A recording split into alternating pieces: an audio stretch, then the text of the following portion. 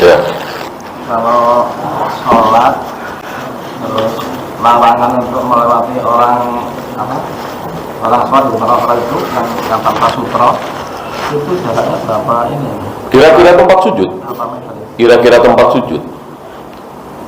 Meter, sentimeter dan seterusnya kita tidak dapati keterangannya. Kira-kira tempat sujud. Jadi kalau kita lewat 2 meter di depannya, 3 meter di depannya, insya Allah nggak masalah. Tidak mungkin orang sujud 2 meter, 3 meter, ya kan?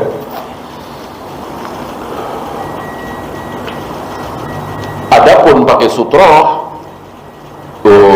sesenti, 2 senti nggak masalah. Yang penting kita di depan sutra, gitu ya. Ini khusus untuk orang yang sholat sendiri dan imam. Adapun para makmum yang sedang menjadi makmum, sedang sholat berjamaah, bolehkah kita lewat di depannya? Boleh. Boleh dia di depan shaf. Dan Nabi tahu, Nabi biarkan. Masih kecil Ibnu Abbas.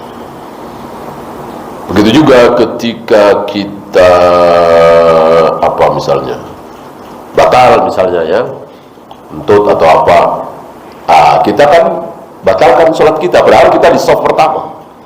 Nggak apa-apa melewati para jamaah, karena yang tidak boleh dilewati, sekali lagi, yang butuh sutra adalah yang sholat sendiri atau imam.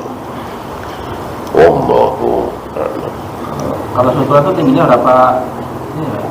Kira-kiranya yang kalau ukuran senti dan seterusnya tidak ada, hanya dikatakan di situ mukhiratul rahli, setinggi kayu yang ada di belakang pelana unta atau kuda.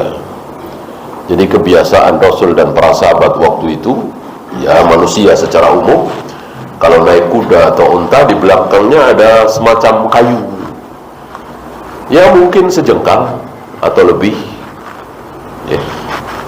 Jadi bukan garis atau handphone, pulpen ditidurkan, itu tidak cukup.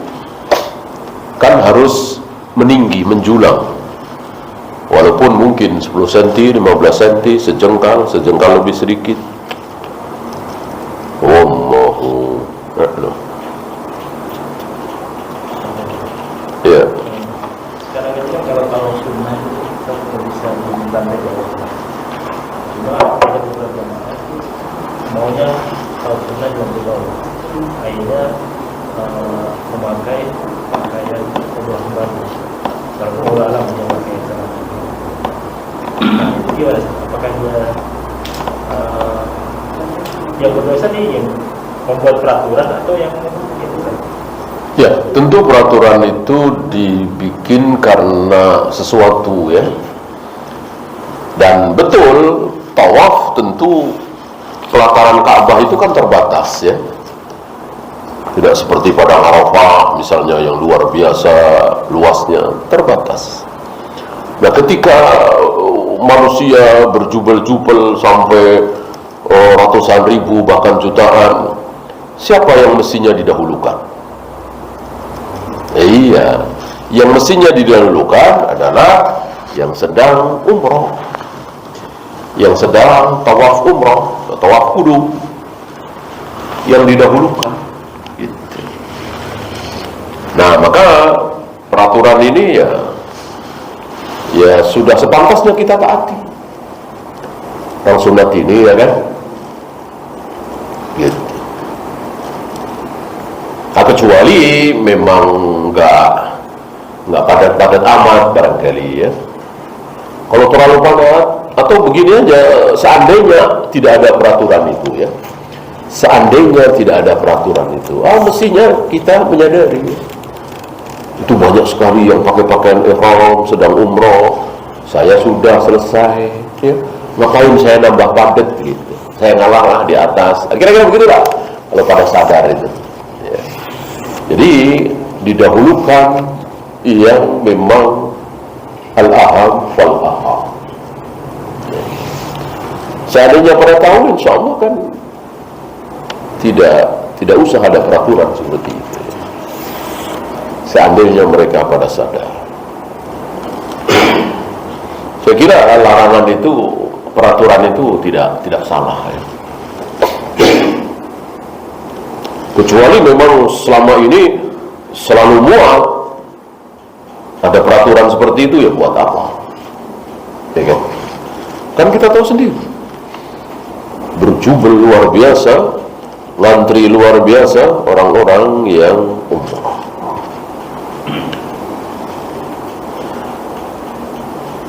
Apakah tetap dilarang meludah menghadap kiblat jika di luar sholat? Ini khilaf ya. Ini khilaf yang lama. Kalau saya ambil dari pendapat Syekh Ali Hasan rahimahullah, beliau mengatakan dimanapun, karena ada kalimat nanti akan dikembalikan ke wajahnya. Barang siapa yang meludah ke arah kiblat, maka akan dikembalikan ke wajahnya pada hari kiamat. Beliau berpendapat baik di dalam sholat atau di luar sholat. Walaupun sekali lagi ini masih ada khilaf. Benarkah bolehnya minum sambil berdiri hanya khusus air Zam-Zam? Ini salah satu pendapat ya. Salah satu pendapat, dan pendapat ini jelas ditentang oleh Ali bin Abi Thalib. Ali bin Abi Thalib insya Allah lebih paham dari kita semua. Beliau sengaja, dulu bukan air Zam-Zam yang beliau minum. Beliau sengaja ketika berada di hadapan pasukan ya, mungkin sepulang perang, minta air. Waktu itu beliau sedang duduk. Begitu air datang, sengaja beliau berdiri, lalu minum sambil berdiri, dan mengatakan, sengaja aku lakukan ini agar kalian tahu bahwa kami Rasul dan para sahabat biasa minum sambil berdiri. Artinya boleh. Lah, bagaimana larangan minum sambil berdiri? Bahkan ada kalimat, seandainya terlanjur minum sambil berdiri maka muntahkan. Ini kan dahsyat ya. Jawabannya mansuh ya. Kenapa kita katakan mansuh? Karena sepakat para sahabat. Apa yang dilakukan oleh Ali bin Abi Thalib ini tidak ada yang membantah. Tidak ada yang membantah, berarti para sahabat sepakat. Kan nggak mungkin ucapan Ali ini tidak didengar oleh sahabat yang lain. Di situ kan masih banyak sahabat. Yang sudah meninggal baru Abu Bakar, Umar, Hamzah, Mus'ab bin Umair ya. Sahabat-sahabat lain masih banyak yang itu. Ada Aisyah, ada Ibnu Mas'ud, ada Abu Hurairah, dan lain-lain. Semuanya diam. Kalau mereka yakin Ali salah, nggak mungkin diam. Sahabat itu nggak kayak kita, nggak enakan ya. Nggak enakan, kan khalifah yang ngomong. Itu kita. Sahabat tidak, nggak ada rasa nggak enak. Salah, batil, bid'ah. Bahkan kadang ucapannya keras, kadang kasar. Aisyah kan pernah ngomong kasar ke Ibnu Umar ya. Karena Aisyah yakin Ibnu Umar salah dalam hal ini. Aisyah katakan ke Ibnu Umar, suruh dia memerintahkan para wanita untuk menggunduli rambutnya. Kan kasar ini ya.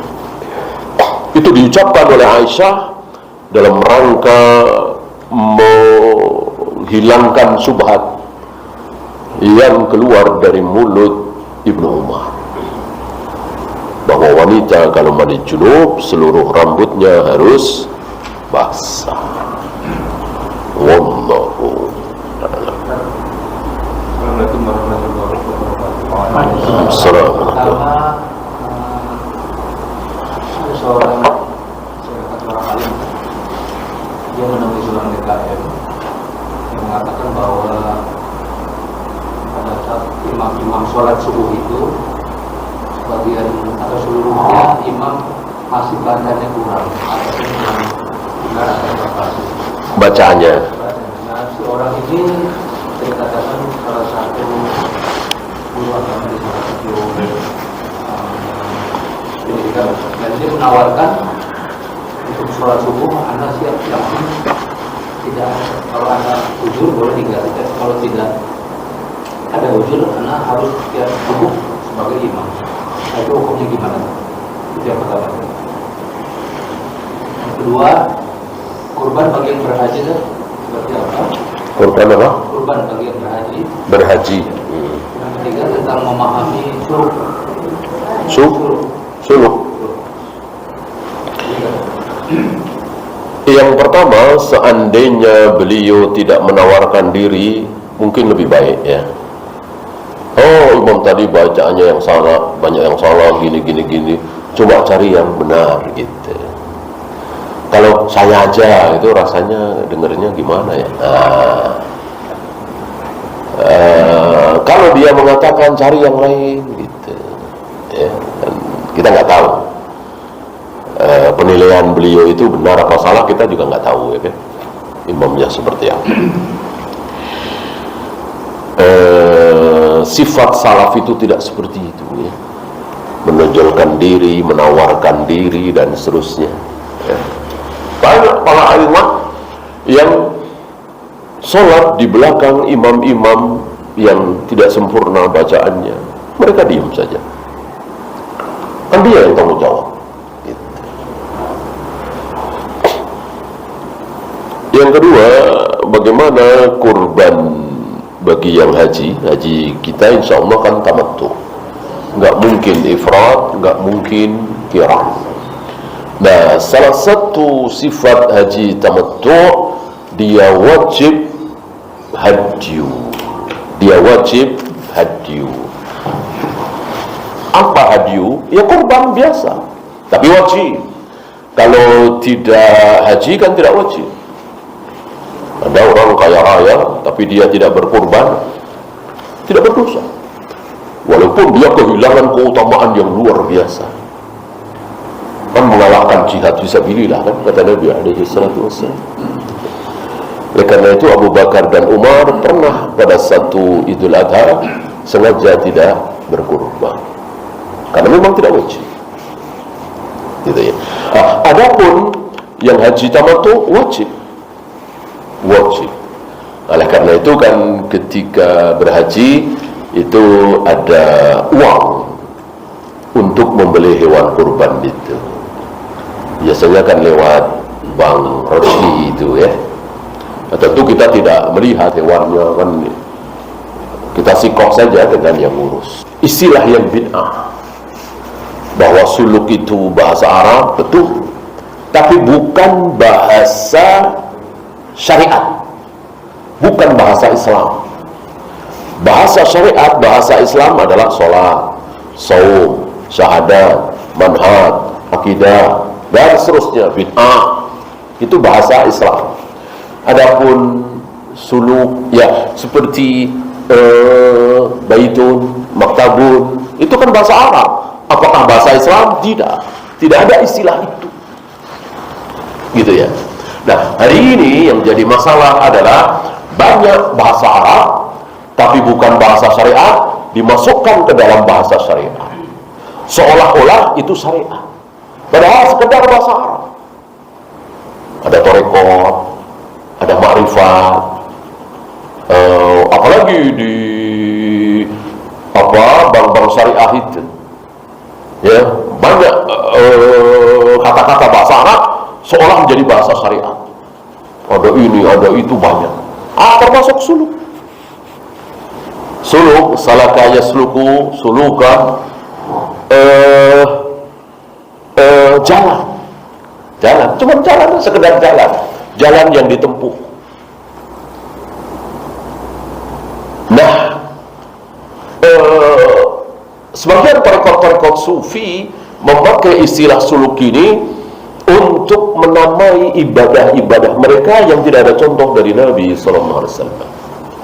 Zikir sekian ratus kali, zikir sekian ribu kali, berpuasa di hari-hari tertentu yang tidak dicontohkan oleh Nabi SAW, kemudian menyendiri di satu tempat, ada di daerah mana itu, Rantau Prapat sana.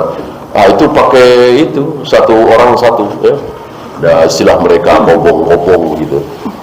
Satu orang satu di situ, ada yang 40 hari, 30 hari. Itu suluk.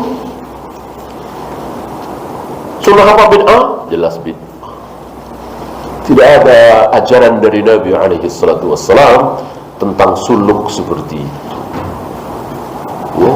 Ya suluk yang benar, kalau kita mau pakai istilah suluk, ya sholat 5 waktu. Itu suluk yang benar. Puasa Senin Kamis, sholat duha, sholat tahajud, witir, qobliyah, ba'diyah, tahiyatul masjid. Itu suluk yang benar. Ya, cuman kan tidak diistilahkan dengan suluk, tapi dengan sunnah. Ya. Alhamdulillah mereka pakai istilah suluk. Coba kalau mereka pakai istilah sunnah, ya berarti mengambil yang hak untuk dijadikan kebatilan. Wallahu a'lam. Ya. Kalau kita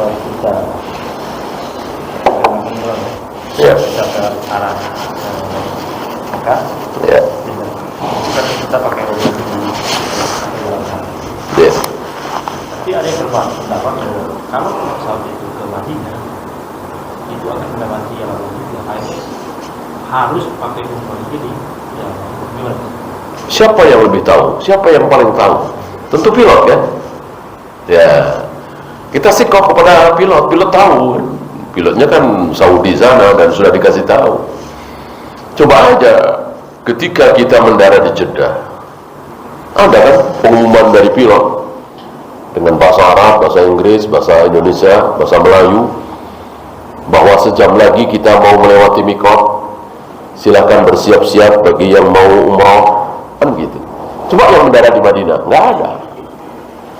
Ya sudah, kita sama-sama nggak tahu, sama-sama bodoh. Ya, kita mau membuktikan apa, ya udah sikap dengan itu. Kan kaidahnya seperti itu. Kalau kita nggak tahu, kita serahkan kepada ahlinya. Nggak mungkin kita menyelidiki sendiri, ya kan? Benar apa enggak? Ya, pilot kan tahu. Ada koordinatnya begini, begitu.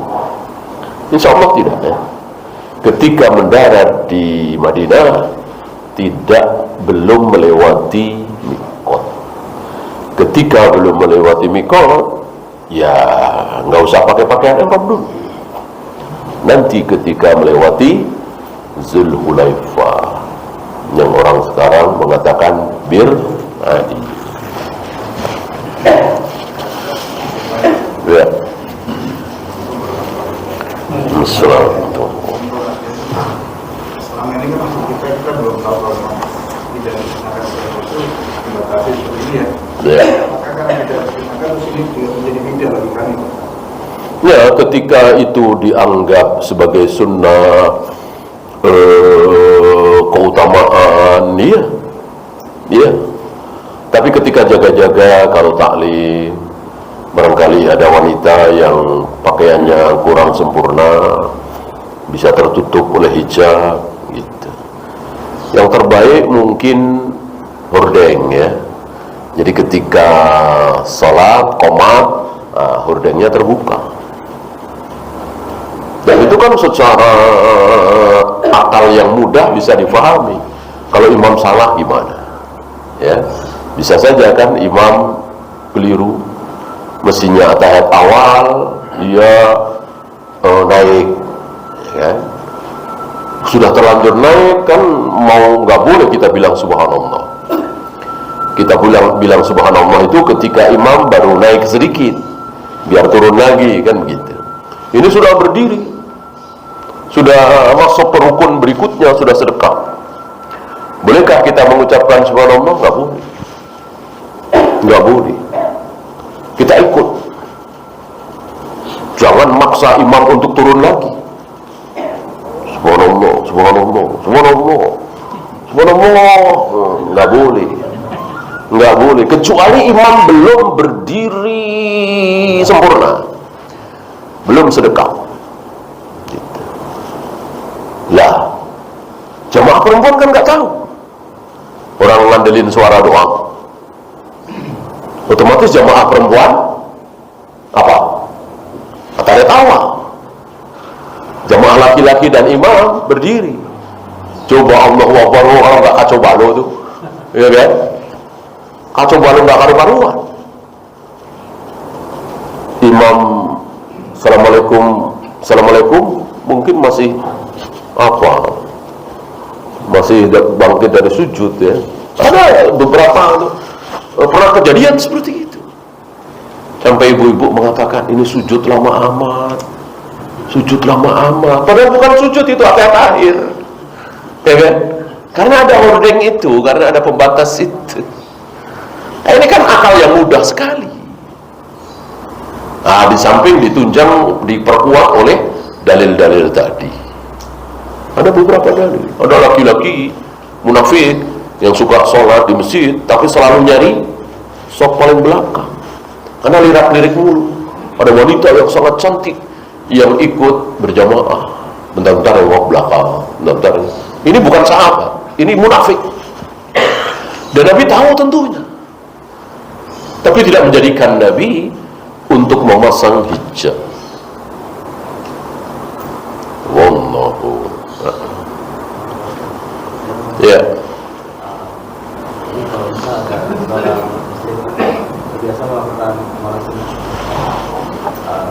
sholat dia melakukan sholat khawatir, ya setiap hari dia melakukan zikirnya, baca Quran. Yang saya tanyakan adalah apabila seseorang ini dia lalai dalam melakukan amalan sunnah itu terkadang, nah, apakah lalai ini adalah perbuatan yang tercela? Apakah lalai itu Perbuatan tercela. perbuatan tercela? Ya, kalau lalai dalam amalan sunnah. Iya, tercela itu bertingkat ya. Ada yang sampai ke derajat haram. Apa? Meninggalkan kewajiban, tidak ikut sholat berjamaah lagi, tidak pakai jilbab lagi, subuh sering kesiangan, dan hampir setiap hari. Ini lalai yang dosa, lalai yang jelas dosa, tercela yang dosa. Ada tercela tidak baik, tapi tidak berdosa. Apa? Dulu rajin sholat tahajud, sekarang jarang sekali, hampir-hampir nggak pernah. Apakah dikatakan dia berdosa? Ya tidak. Kalau dosa jadi wajib dong. Bahwa dia tercela, iya. Karena Nabi menasihati Ibnu Umar. Wahai Ibnu Umar, engkau jangan seperti fulan. Nggak disebut namanya. Kenapa? Fulan itu dulu rajin sholat tahajud, sekarang nggak lagi. Berarti kan tercela. Apakah si fulan berdosa? Tidak. Ya. Tentu kita tidak mau menjadi orang yang tercela. Maka jika kita membiasakan ibadah-ibadah mustahab, tahajud, Senin Kamis dan seterusnya, jangan ditinggalkan. Bahkan kalau perlu ditambah. Semakin tua semakin taat, semakin tua semakin banyak ibadah, dan seterusnya. Wallahu a'lam. Karena ada seorang imam, ada saya membacakan ayat-ayat dari imam sholat ingin selalu membacakan tilawahnya Arabia. Nah, penasihatnya gimana? Ya kalau menasihati gimana sih bebas ya. Mau ngobrol, mau bertiga, berempat, bebas. Yang penting sampaikan bahwa itu tidak benar, bahwa itu tidak baik, dengan sopan, dengan jelas ya. Kalau cara Islam tidak mengatur dalam masalah ini ya. Nah hal itu pasti dia menganggap ini sebuah keutamaan deh. Sementara hal itu tidak pernah dicontohkan oleh Rasul dan para sahabat.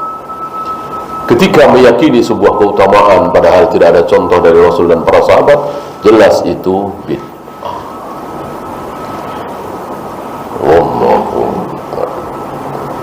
Terakhir tadi ya? Ya, terakhir.